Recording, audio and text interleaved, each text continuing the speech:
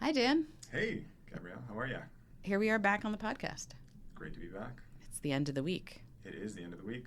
So, we're here to talk about a project that we did last year for the World Wildlife Fund. Correct. This was a project we were really excited to get and was a really interesting experience. I remember telling everyone in my life about the fact that I was working with the World Wildlife Fund. We thought it was really cool, and we did some great research. So, we're going to talk about it. So, um, the WWF team, I met them because we had done a lot of work with food banks, and then that quickly brought us into thinking about food waste because they're connected. And if you look at our last podcast, you will learn more about how. And so I met the WWF team, kept in touch with them, and about a year and a quarter or so later, they came back with an RFP. So we bid on this project. Do you want to explain some of what it was? Sure, yeah, I think this was funded by ReFed, which is another nonprofit organization, and they ended up deciding to go with three different consultants or consulting groups for the project, two of which, well, one of which was mostly focused on in-farm measurement. They're called Measure to Improved, and the second was Core Consulting, so Kai, who's an expert in food waste accounting, and we were kind of the experts more on the supply chain side of the project, so connecting this whole chain project, everything from supply all the way down to the retail store, so from the growers and the farms all the way there, and we were kind of the project managers. That was our role in the project, so we were in charge of all the deliverables. And so WWF had this idea that they would bring a lot of people around the table. They would have a lot of stakeholders, and then by getting people at different parts of the supply chain to do this research together, they could maybe come up with ideas of solutions and cooperate together. So you had multiple consultants, and then companies that were participating from the agricultural level all the way to grocery stores. And they wanted us to study everything in between, for like produce coming out of the ground all the way to grocery stores. Right. So it's three major grocers. It was two distributors and three growers, as well as the three consulting groups and the three nonprofits that So we were had involved in the project. a lot of people. All of the other experts that we pulled in along the way. Right. So it was a 7-month project, and it was a huge effort. But it really, I think, spoke to the collaboration between all of those parties. Yes, and so they picked out two products: fresh strawberries and frozen potatoes. And why frozen potatoes, Gabrielle? Well, one of the participants was in the frozen potato business, and they really wanted to participate in the study, so we did frozen potatoes. Right. And we did find there's a lot of food loss in the production of French fries and frozen potato products. And fresh strawberries was also something that the participating companies were interested in.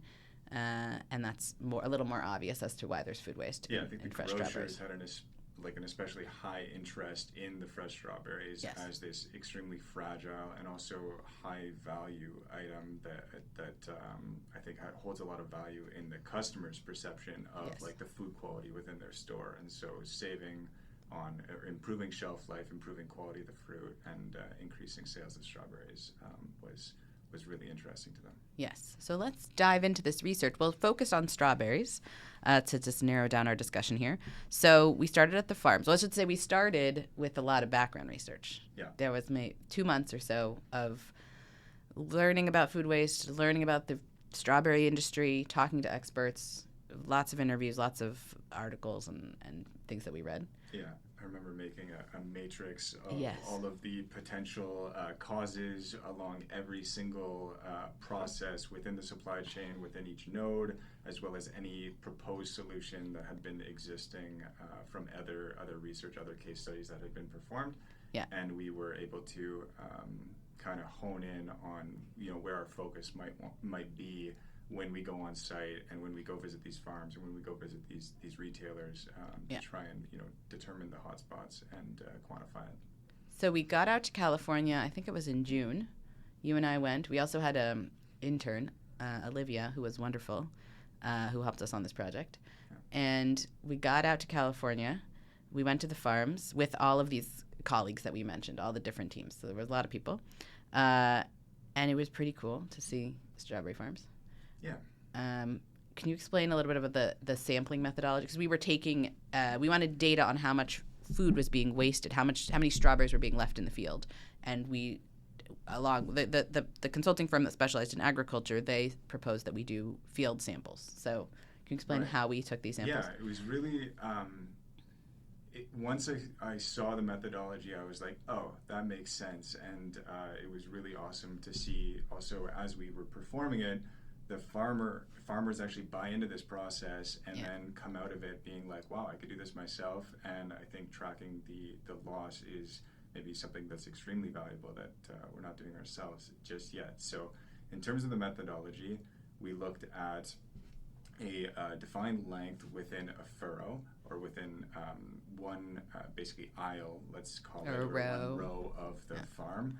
And you would stake out about like 40 feet, I think it was. And so you do that with 3 separate rows within, let's say, like 10-ish rows within one field of the farm. And you would stake it out before the harvesters passed. And then after the harvesters had passed through it, you kind of let them just go about it. We didn't necessarily tell the harvesters that we were going to be going back to the areas that they had picked. So there wasn't any kind of bias there. And once they had passed through, we went back and we just very intensely groomed through each of those, all of the plants, even the furrows, in terms of like the furrows are kind of the dirt, in between. Exactly, between the 2 rows of plants on each side. And so we found all of the fruit that was left on the plants and all of the fruit that was left in the furrows, and we put it into like a large bucket, and then we went and categorized it. I'll say we categorized it into 3 different categories. So one was marketable. So this strawberry meets the quality specifications of the farmer and could have been sold.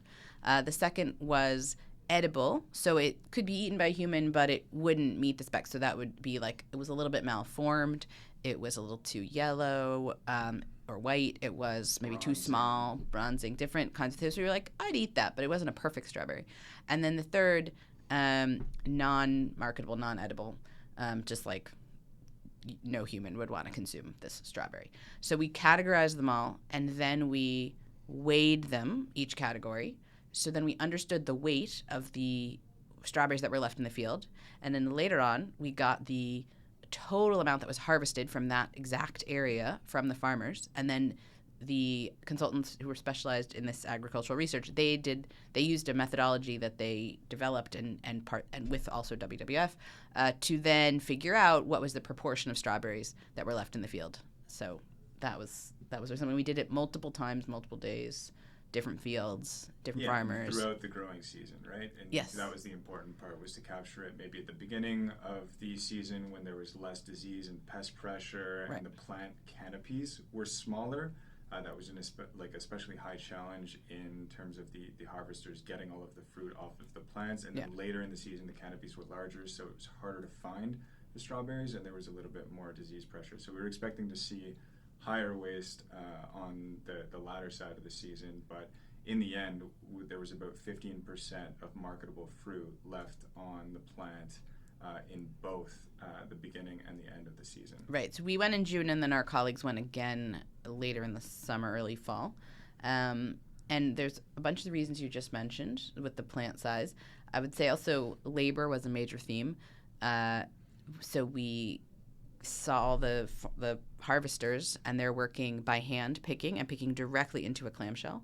And they move very fast. They're paid in part by the piece, so they have an incentive to move very quickly, and sometimes they just don't pick every berry that's there. Right. It's they are able to make more by picking quickly rather than combing through to the back of the plant and trying to find every single strawberry that was on the plant. So they're incentivized to go quick. Yeah.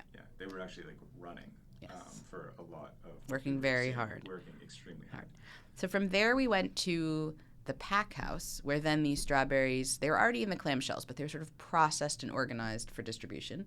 It looked kind of like a big warehouse, I would say. They had some really big pallet pushback or pallet flow rack, which was cool to see. Yeah.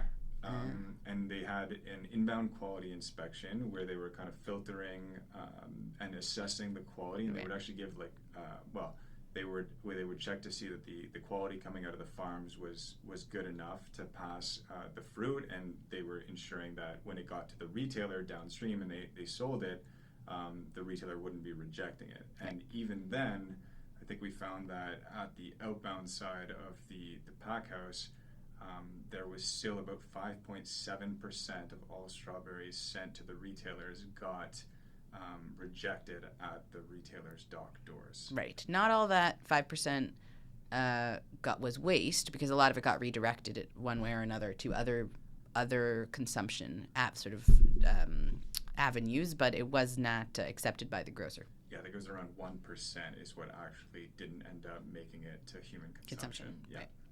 Right.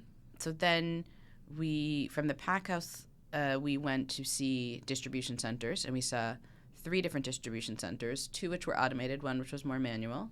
There we toured around. That was, I would say, our most comfortable spot. Dan and I, we were like, yep, we know exactly how this works. Here's an ASRS. We've seen this. So we were very comfortable there.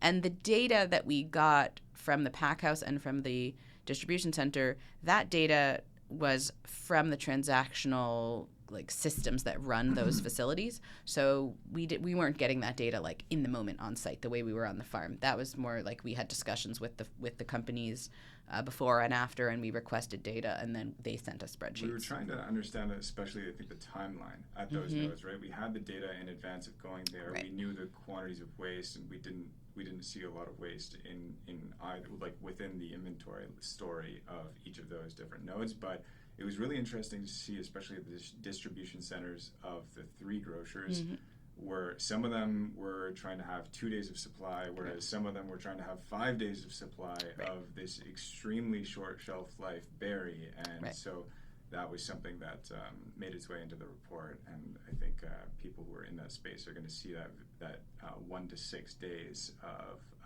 shelf life is spent in the DC, and be able to say well, maybe we could improve on that. Right. And then our last part of the supply chain, at least in our research, because we didn't get into the household level consumption and waste, but for us the end of the chain was at the grocery stores. So then we visited, I'm not sure, I would say maybe 5 or 6 different stores. Yeah. We had visits. Yep. One of them, a very memorable one, was at 4 a.m. I remember. It was kind of dark and cold out. Did they open the door for us? No, they did not. And then Dan was amazing, and Dan he just talked his way in through security. Yeah. Yeah.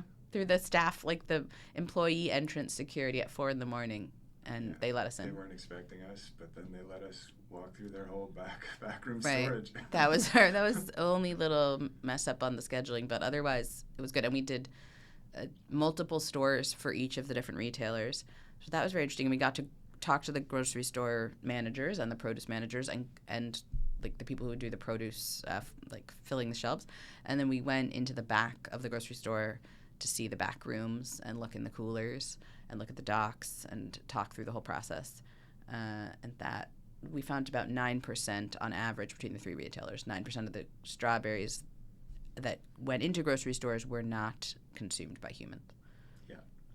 So it was especially something that we found, I think, at the grocery stores is we were really interested in understanding that connection to the food banking world. Yeah. Right? And a lot of them had connections to major food banks, but those pickups were scheduled 2 to 4 times per week.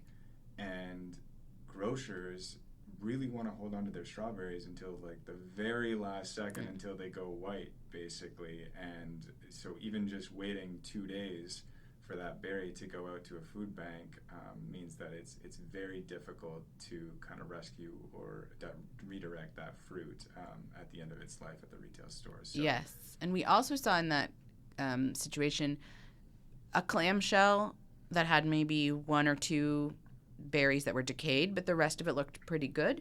And some of the people we spoke to said, well, they had been instructed to toss the entire thing, that they weren't supposed to open it and take out the bad berries and send the rest of it to the food bank. And they had various reasons why this made sense. But then we had another retailer who had an active rework Program to where they had right. set guidelines and standard operating procedures in Right. terms of how to, if you took one berry out, you would replace it with two berries that were good, and Right. you could keep that For sale, that in that case. clamshell for sale for another Right. day or two. So there we saw different ways of handling food waste in the grocery stores, and it takes basically it takes effort to save it. I would say is maybe the bottom line there. Yeah, It's that's like a good way you can save, but you've got to put in the human labor to deal with it, and the kind of easier, less labor intense approach is to just toss it, which we also saw. Right, and that's why I think the nonprofits we were working with had an especially high interest in kind of dealing with that upstream, right? Rather than actually trying to salvage, Right. like right at the tail end of the shelf life, it Right. would be, can we improve our planning Right, around right. the ordering of strawberries, or can we discount the strawberries sooner so that we can have an opportunity to sell it at the right price before it actually gets to that stage where no one can use it. Right. So that is a very good segue into talking about solutions. So the last part of the project was to look at all different kinds of solutions at different nodes of the supply chain to figure out what could reduce waste. Like given then we understood where the waste was, where were the hot spots, how the whole supply chain worked, what would be solutions. So we looked at a lot of different solutions. We interviewed lots of different experts of all different kinds who were involved in the strawberry industry in one way or another. And we just considered so many different choices, but we both couldn't write about all of them, and we didn't see that all of them were applicable. So we were looking for things that would work in the supply chains that we studied. Right, and they also needed to be viable for the scale as well. Yes. And so this was a project under the Pacific Coast Food Waste Commitment. So that all of the data was along the entire west coast of the United States, and so if it was a solution for like locally for one DC that would work, it wouldn't really ever make its way into the report. Right, or solutions that worked in greenhouses but not in fields, or solutions that worked like sort of in a laboratories, like maybe showed promise in a laboratory setting or something like that, or a pilot program. Boundaries, basically. Yes. So we'll talk about a couple of the solutions.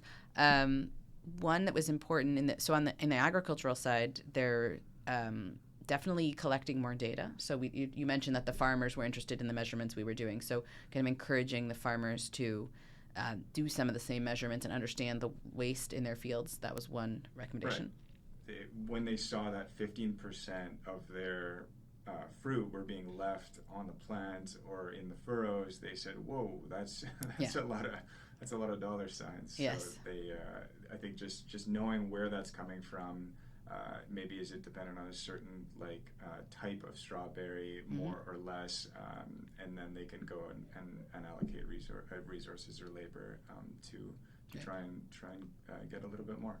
And then we talked a lot about bulk harvesting. So the idea, instead of putting the strawberry directly into a clamshell, that is the end unit for a consumer, to put them into larger sort of buckets or big containers, take them to a pack house that's set up for sortation, and then sort them into different groups. And that's a great moment to press pause and say that the strawberries that you eat at the grocery store are directly put in that same clamshell right at the farm. And they never get washed, and so you have to wash your fruit at home.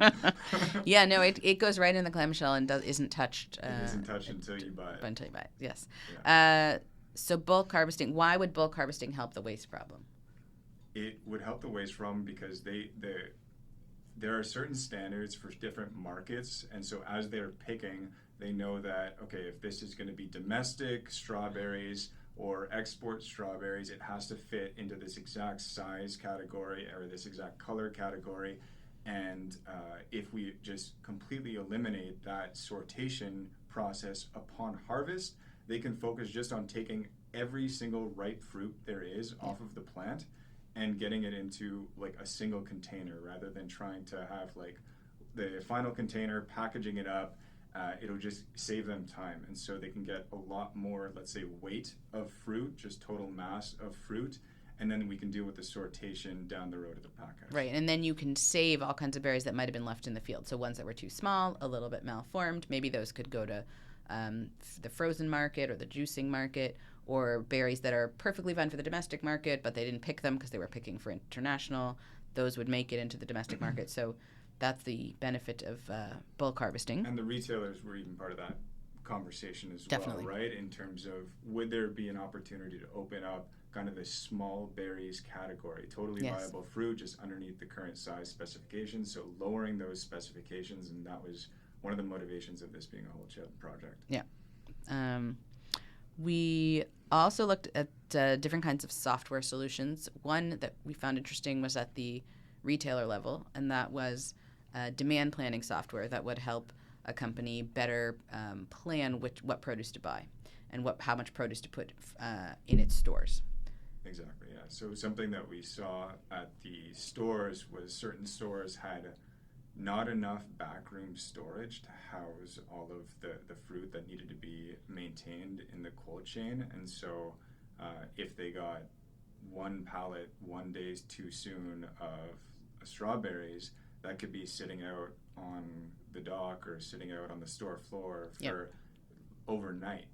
One of the instances we were able to see, and so and there's a lot of decay when strawberries are not kept cool. They decay rather rapidly. Yeah, I think it's about 1 day for every hour, at least before it's 1 day of shelf life. 1 day of shelf life for every hour in ambient temperature, prior to it going into the cold chain. So and we saw was interesting to contrast the different retailers that were participating, because we saw different behavior in the stores, different software, different sort of corporate approaches to procurement. So some had advanced demand planning software, some didn't, and it's a little hard to draw an exact cause and effect there. One solution that one of the grocers had implemented that worked quite well was salvaging the fruit, and so they had bakeries and kind of these reworked or fresh cut, exactly. Right, you could buy bowls or whatever with the cut up strawberries. So if there were bad bits, they would just cut off those bits and keep the rest.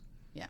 And then a last category that I don't think we did not make it into the report, and we'll talk about why, but it was something we were very enamored with earlier on in the project, which was different kinds of technologies that you would put like a ethylene blocker. Yeah, different kinds of objects, like physical objects, like maybe the size of a tea bag or a sticker or something you would put inside the clamshell to reduce the decay in strawberries. Yeah. There are a number of different companies testing and manufacturing these kind of products. We talked to a bunch of them, and it was very interesting. We ultimately did not think it was viable in the supply chains that we saw. There were two major constraints with it. One was just the unit cost was still relatively high compared to maybe the margins on berries. Right. And then also the second was just the labor constraint at the farm. Since they're going directly into the clamshell at the farm, it would need to be applied at the farm as well, where labor is a major challenge. Right, and there was a lot of apprehension at the farmer level that their staff would be able to do that. Yeah. So that's what we wrote about, and it was really interesting. In the World Wildlife Fund, I know that team is planning to continue some of this research, and some of the solutions that we mentioned there, we're working on pilot projects and different ways of pushing that forward. And I think the project did really help the different retailers and producers kind of come together and like get to know each other and think about how they could work together. So yeah, it was absolutely. Good. It was great to be part of that community, and you could really tell that everyone wanted to stay connected and everyone wanted to build their network, all in a greater interest to try and save on food waste. Yes, and we continue here. We're definitely in touch with this whole team, and we continue with some additional research into food waste. So a continuing topic at LID. Absolutely. All right. Thank you.